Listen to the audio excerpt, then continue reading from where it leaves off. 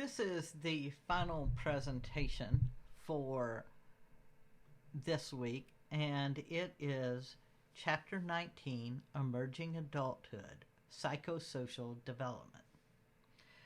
As a preface, when I first read this chapter, I was thinking in many ways this is stuff that you already know. And then there was a part of me that thought it kind of came across to me as a lot of fluff. But there are pieces of this chapter that are really important to your education, and I think really important to your understanding as you enter nursing. And I think it's important because while you may know your own experience living through this period of your life, which for most of you is what this is, there are going to be times as a nurse when you have to step back and think of it in more of an academic manner as a nursing professional. This piece talks about identity, and specifically the identity of the emerging adult. The author of your textbook begins with a wonderful story of what she wanted for her daughter, and yet her daughter chose another path and was very successful in that path. Even though it was not the one the family would have chosen, and it was not a path that either parent had taken, it was one that suited that emerging adult. And in the end, she ended up being extremely successful and having a very happy life as a result of her choices. This is a time when the emerging adult finds their own integrity. They identify their interconnection to the world and to everyone in love, in work, and in world views. It is the search for identity. It's a time to begin and explore who you are and how you identify. And there is no need, though, to commit in early adulthood. There's plenty of time for people to make some of the decisions. And some of the decisions that people make in early adulthood, they will realize later may have not been the best decision, and they will make necessary changes. We've covered Erickson's 8 stages throughout the semester, but please take the time to review Table 19.1 one more time. You will revisit Erickson many times in your nursing education, so it's a good idea to go ahead and learn it now. One of your identities is your ethnic identity. This is formed not only by a person's history, but by their place in society and their social role. It may also be linked to their political identity. So during early adulthood, especially the first 2 years of college, many people commit to an ethnic identity. The choices people select are often based on what is expected rather than what they would like to say. Your textbook identifies 2 groups for which identity may be difficult. They are dreamers and adoptees, especially those that are adopted internationally and raised in the USA. Many of you know that dreamers are unauthorized immigrants to the United States who meet 5 criteria. The criteria are: they are under age 31, they entered the United States before age 16, they live continuously in the United States for at least 5 years, they have never been convicted of a felony or a serious misdemeanor, and they graduated from a U.S. high school or served in the armed forces.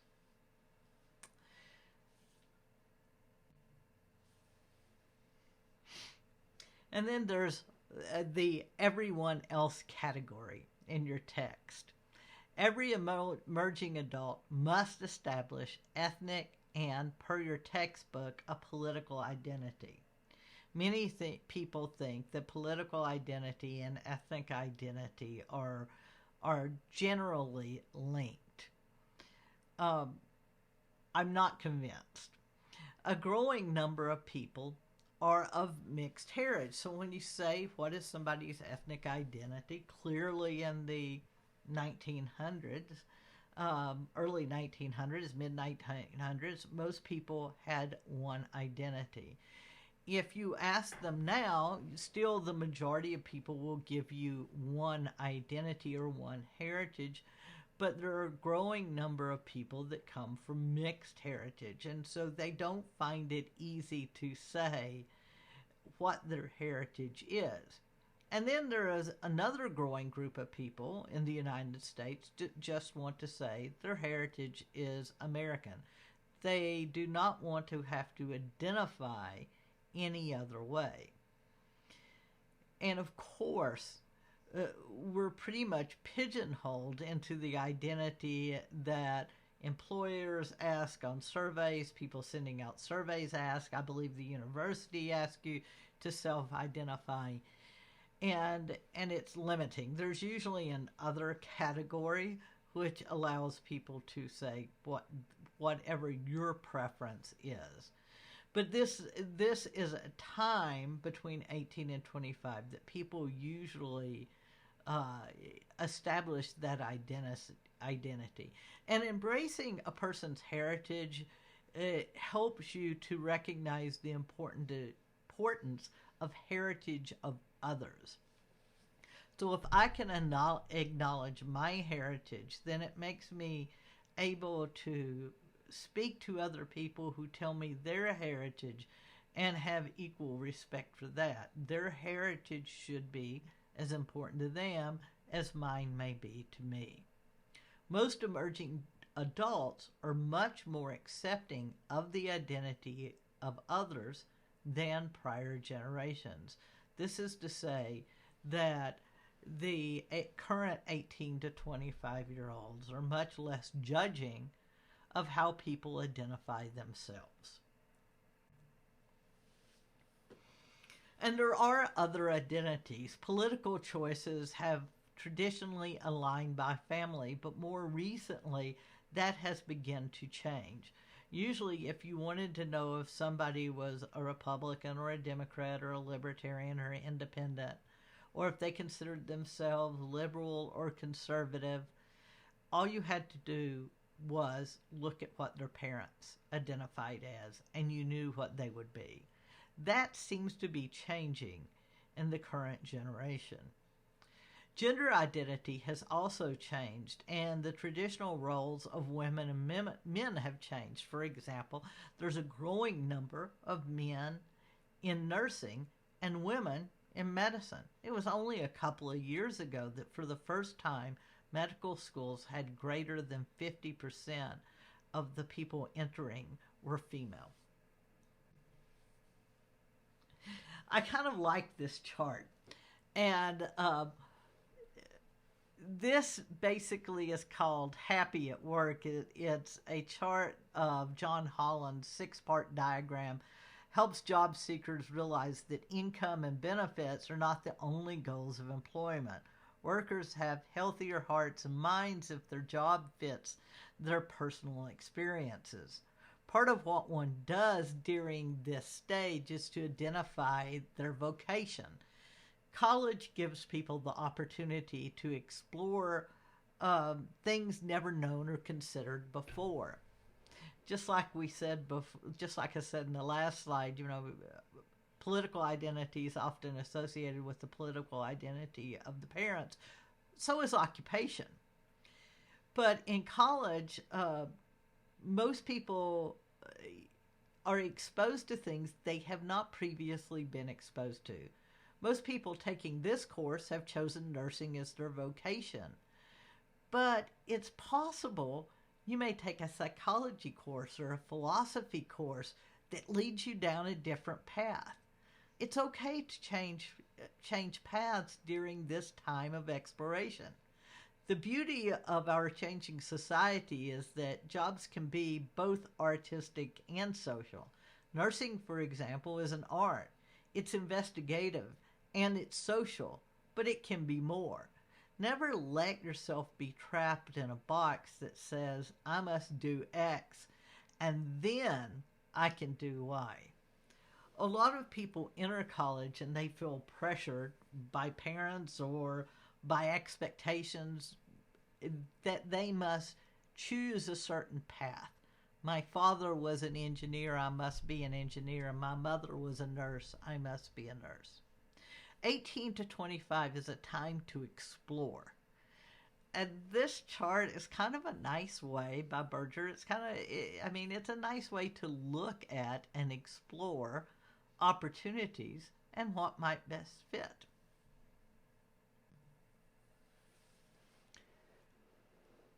Emerging adulthood is also a critical time for acquiring resources needed for a family and career success. For many young adults, vocational identity is not just about finding a job or finding a job they like. It's also about establishing who they want to be and then becoming that person. It's not an easy path. It can be difficult. This is not just a decision about what one wants to do for a living, but also the kind of person one wants to be. However, never think the choice you make now has to be the choice forever. Many of us change paths. My husband was a philosophy professor when I met him and gave up tenure and went back to school to do a PhD in psychology because he believed he needed to understand more about people if he really wanted to be a great philosopher and especially do ethics. Your risk-taking doesn't end in early adulthood. It's just different. So 18 to 25 is a time for establishing a vocational identity, and that is considered part of growing up.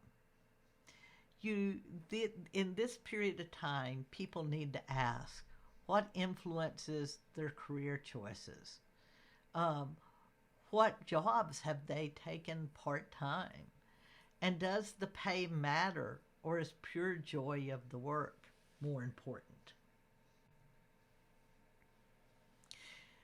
The other thing that happens during this time is identity and intimacy, the sixth of Erikson's 8 stages of development. Adults seek someone with whom to share their lives in an enduring and self-sacrificing commitment. Without such commitment, they risk profound aloneness and isolation. Each relationship demands some personal sacrifice, including vulnerability that brings deeper self-understanding and shatters the isolation of too much self-protection.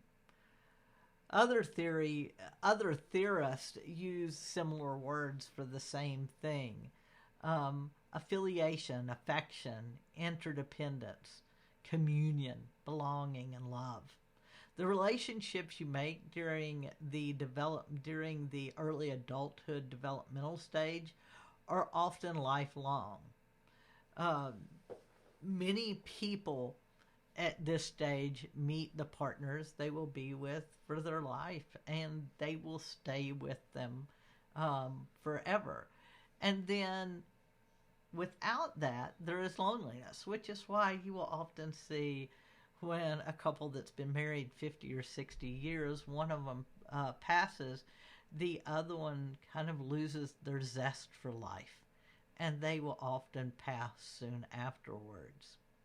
We recently asked my father-in-law if he was lonely since his wife had died, because of course we thought he was lonely. And he replied in a quip, "If I'm lonely, I'll look in the mirror." He has not lost his sense of humor. But the reality is we knew that loneliness was certainly there. And while it's one thing as you're older, it certainly felt more profoundly sometimes when you're young. The other thing that happens in this phase is the changes with emerging adults and their parents. It is a time when people find freedom from their parents, but many young adults still need their parents for both emotional and financial support. Uh, but there are parents who can remain over involved. And you will hear two terms that you should probably get to know. One is helicopter parents, and those are parents that hover over their emerging adult child, ready to swoop down if any problem arises. Lots of academics use this term about moms and dads who call about grades or about why a student didn't get this grade or that grade, or why do they have to do this clinical assignment, and won't it be dangerous? Um, and part of our job is to remind them that they may be young, but they are adults, and this is a period of time to let them grow and develop. The other one is snowplow parents who try to remove any impediments in the way of their children. Um, a good example of this is the recent scandal that happened with college admissions, where parents were paying people to take admission exams for their children and bribing universities to take their children. Those are extreme examples. But these are terms that you should be aware of. And once you're in healthcare and you're seeing your own patients and you're in the hospital, sometimes you will have 18 to 25-year-olds, and you may see some of this then. We all need friends. Friends provide us a kind of support different from the support that your families provide you. We also choose our friends and we don't choose our families. So when we choose friends, we tend to choose friends that have the qualities we want. They are friends that share our interests and our values and are loyal to us. Most people make more friends in early adulthood than in later life. Some sex differences have been found, and and here's the thing. They took these sex differences basically from a meta-analysis that was done of 37 studies. And remember that gender differences are cultural and not necessarily biological. Erickson would tell you that all relationships require some vulnerability and some sacrifice. So when you're looking at these that we have identified as gender differences and friends and friendships, remember that they came from a meta-analysis of 37 studies, and having not seen the studies, who knows how much bias is in those 37 studies. Men tend to share activities and interests and talk about external matters, but do not talk about failures or emotional problems, and they demand less of their friends, so they have more of them.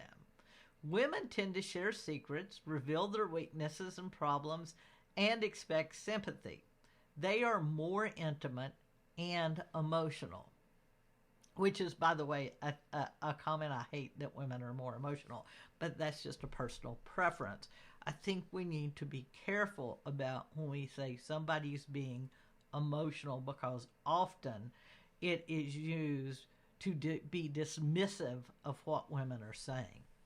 We also need to know that men and women have the same friendship needs. However, for cultural and not biological reasons, some sex differences are traditional.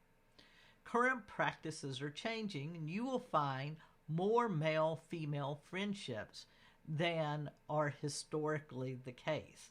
Your textbook has a table that I consider poorly done, largely because it's just a hard table to read the way it's laid out, on gender and sexuality. I do suggest that you look at it, but just be aware that it's a little difficult to read, and it's one of those things you're going to have to put your finger on to make sure that you're tracking what you're reading. Then we come to love. Who doesn't want to talk about love? Falling in love is common in emerging adulthood.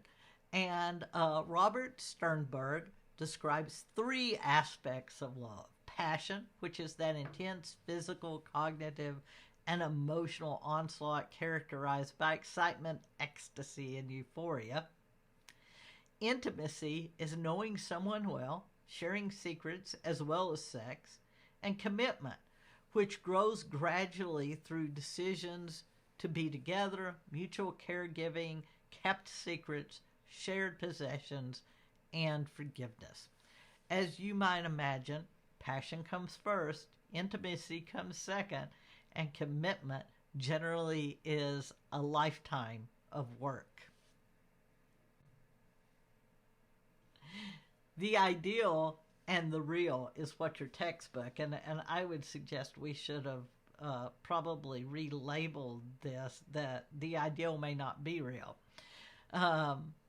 So that said, the Western ideal of consummate love includes passion, intimacy, and commitment.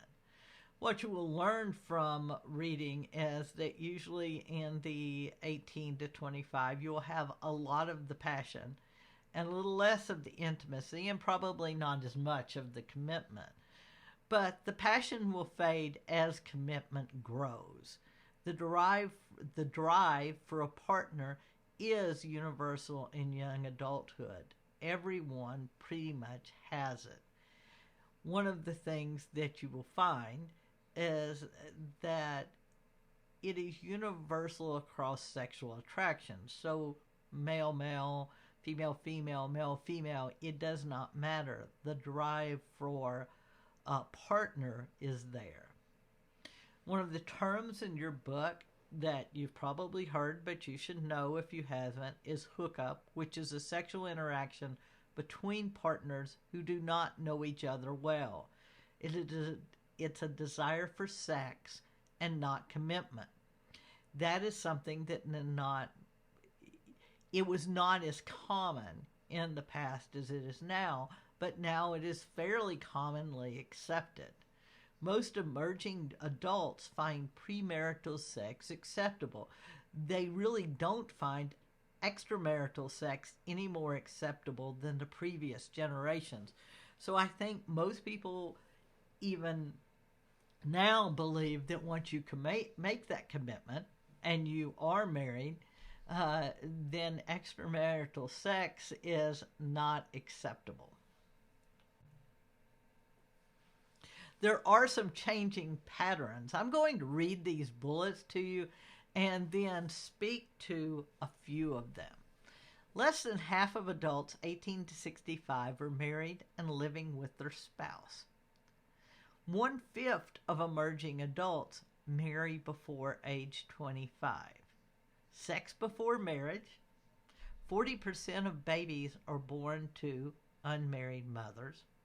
Good parenting is more important than good marriage, but higher expectations for marriage than in previous cohorts, and marriage equity for gay and lesbian couples may provide a defense of marriage. Now, what does all of this mean? And these are just some key points from your textbook.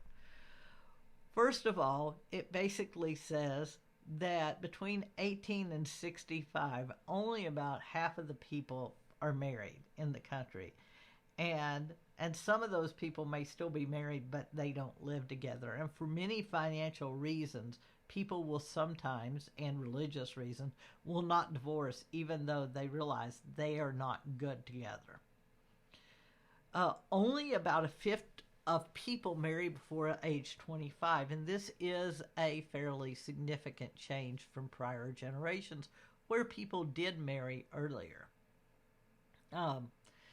The interesting part about 40% of babies being born to unmarried women is a choice of women, largely. And a good portion of the reason women choose to have babies and not being married is they want babies. What they don't want is an unemployed spouse.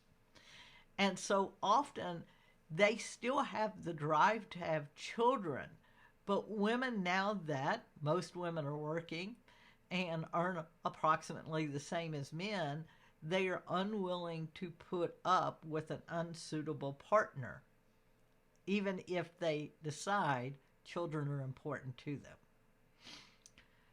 And then finally, we have marriage equality for gay and lesbian couples, which is a very positive change in our society. Um, Anything short of that is discrimination, and we should be clear that equality is important.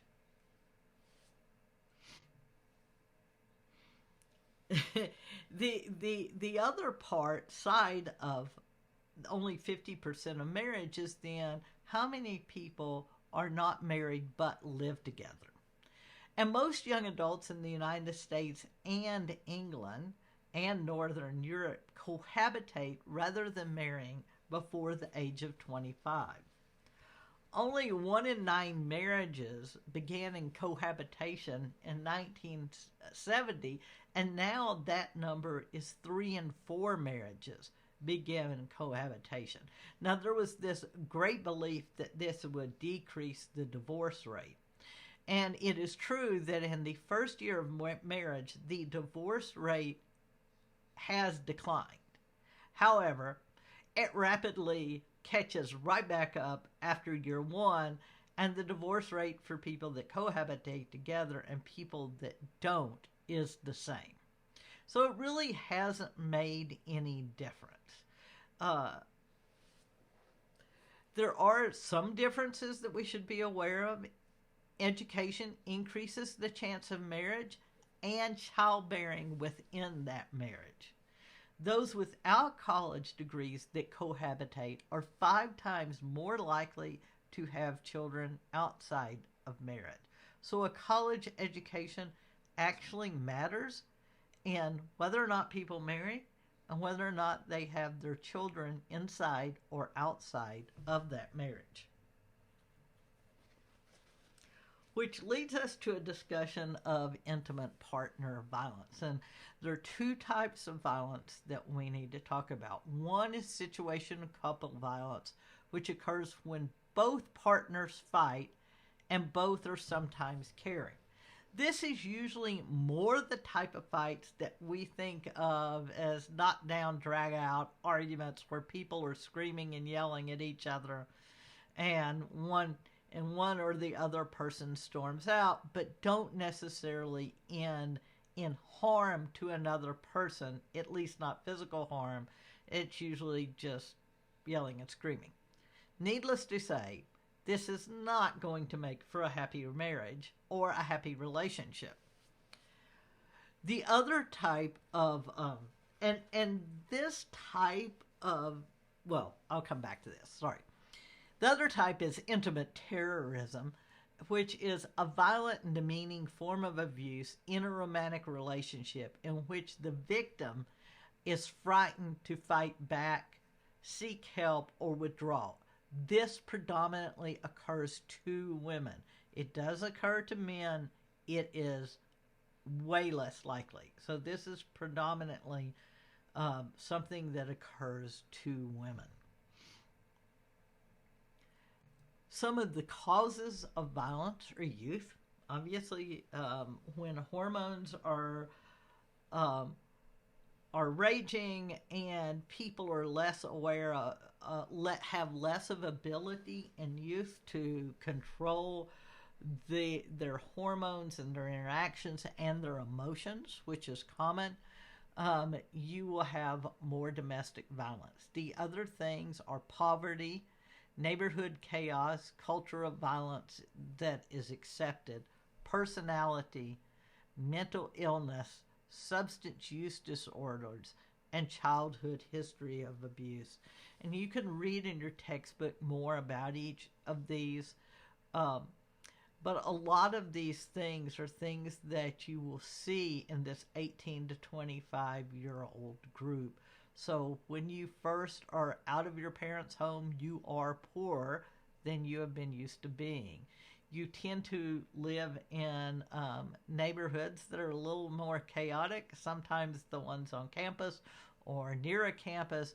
And for people that go straight into the job market, their first job is not usually a high paying job. And so their housing choices are usually limited. Mental illness, serious mental illness occurs, usually first emerges during this age period of 18 to 25. We know that people who are mentally ill are not more likely to be violent than people who aren't, but we do know that they're more likely to be victims of violence. Substance use disorders are higher between the 18 and 25 years. People tend to use less substances afterwards, so your use diminishes as you age, but this also decreases your inhibitions, and it can increase the chance that you will act out violently. And then a child history of abuse. It is well documented that people who were abused tend to be abusers. So this is something of which you should be aware.